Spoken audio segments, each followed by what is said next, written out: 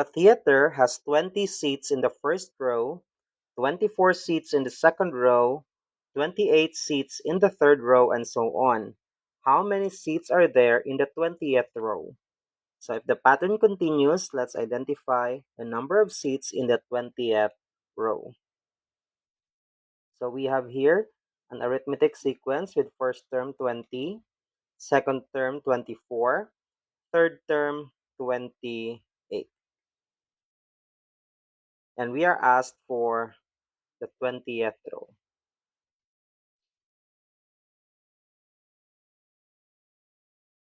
So our given here is we have first term 20, and then n number of terms we'll have 20,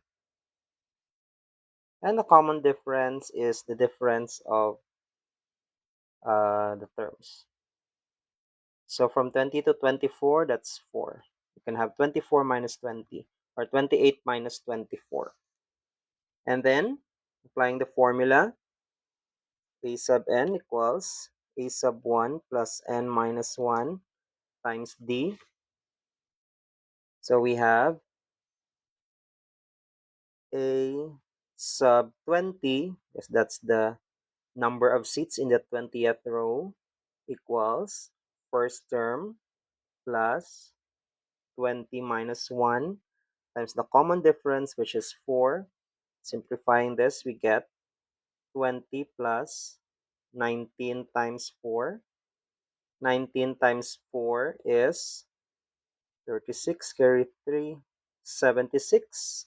So 20 plus 76 is 96. So in the 20th row, there will be 96.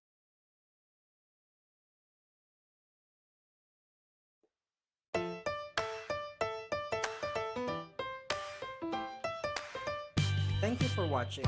Comment, like, and subscribe. Bye!